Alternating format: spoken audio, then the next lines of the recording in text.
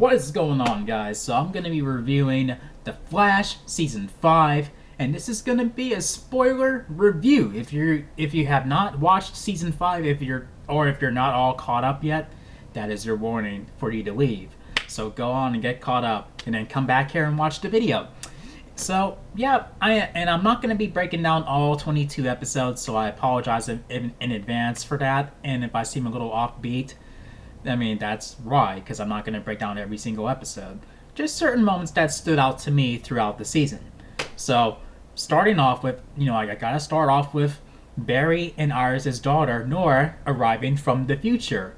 And when she arrived, in that season premiere, I got attached to her right away. I'm like, holy crap, I don't want to do that because probably in it, like pretty soon, somewhere in the first half of the season, they're probably gonna have her go back to her time, back in her timeline. And I was just like, don't get too attached because she's most likely not gonna stick around because she's in the wrong timeline. She needs to get back in her time. But yeah, wishful thinking. I have loved her more and more as the episodes went on. And then, as that's going on, the main villain of the season is Cicada, like a meta-human hating supervillain. And I gotta say, when I saw that Chris Klein is playing him, I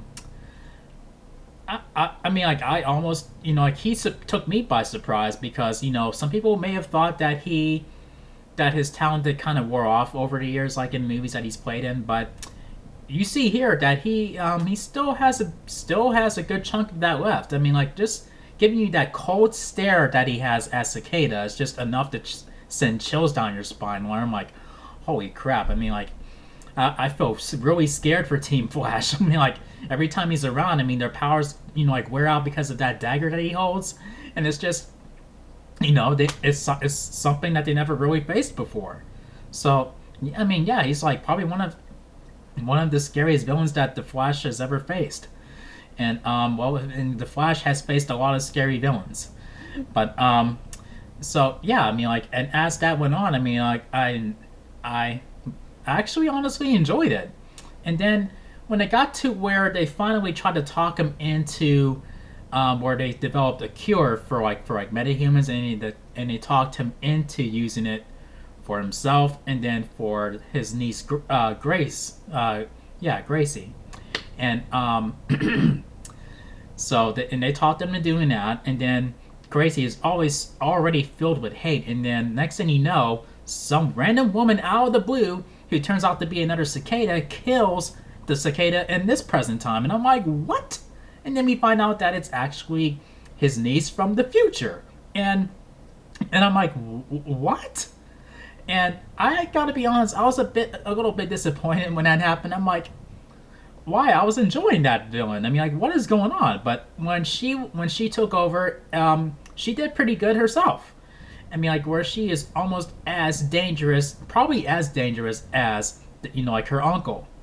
But yeah, and then as we're going through that, we find out why Nora is actually there, and what and who sent her there, and then we find out that it's Reverse Flash who told her to come to this timeline and instruct her to basically help prevent her father from disappearing and also stopping Cicada from going on that killing spree.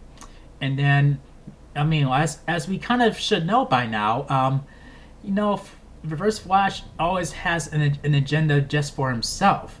And once again, he managed to basically trick, obviously Nora's never really had any experience with Reverse Flash up until this point, but also tricked her into, I guess, kind of eventually going along with Team Flash's plan to stop Cicada. And, Cicada's downfall is basically where Reverse Flash can basically be a free man once again, out of his prison. And that's what happened. He tricked Nora into doing that. And but on the it's kind of like the lesser of two evils. Where okay, if we don't do this, then we're gonna let a lot of innocent metahumans die, just to keep Reverse Flash from getting out of prison. So it's like, no, we don't.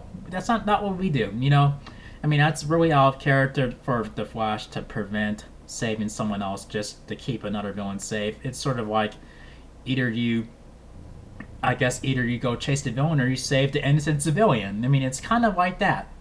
And then we did have a moment where Nora almost turned into Reverse Flash or went down the same path as her with the negative speed force and whatnot.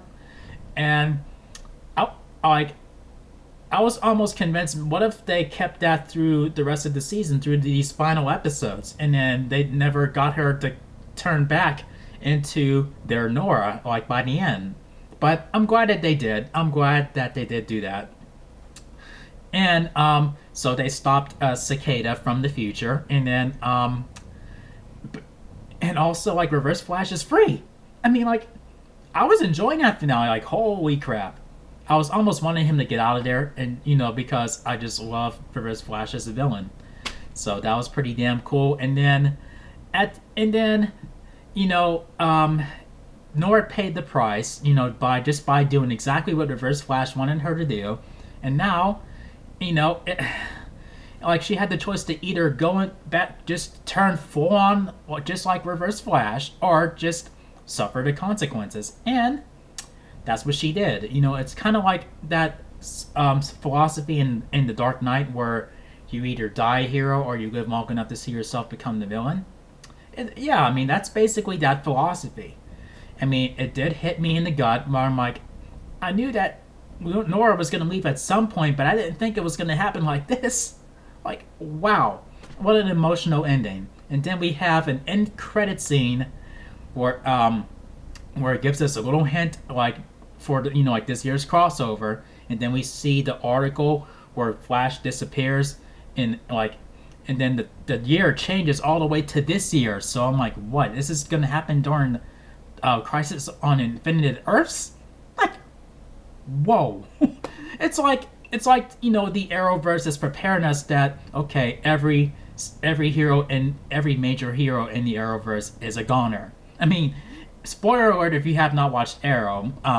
They kind of did that where the Monitor, comes to pick up Oliver and says that I saw that you die, and during the Crisis. So I'm like, oh, okay. So the Flash vanishes also through the Crisis too. So Oliver kind of died for nothing. It looks like right now. Like, holy crap! I mean, what's next? When they do Supergirl's finale, like, is she gonna vanish too? Like, is she a goner too? Is that what they're gonna tell us? Like, what is going on? But I have to say that this was a pretty solid 22 episodes. I mean, like, with the core of the story, and I liked what they did with Barry and Iris' daughter, and I got so attached to her where I would love to see her again, but I'm like, ugh. I really tried not to get attached to her, but damn it. And then I gotta point out that Cisco is no longer a metahuman, so I don't know. It's probably picked a bad time to do that. Like, before this, like, this granddaddy crossover happens. So I don't know. We'll see how that plays out. So with that all being said, I'm gonna have to give The Flash season 5 4 solid chair spins out of 5. So here we go. 1, 2, 3. 4 chair spins. If I can do it in super speed, you wouldn't even tell it was 4 chair spins, wouldn't you? But yeah, if you guys enjoyed my review for this season, for season 5 of The Flash, make sure you thumb up this video, and make sure you click subscribe if you're new to the channel, and make sure you click that notification bell so you can be updated on my latest videos. Thank you for watching, and I will see you guys in my next video. Peace out, y'all.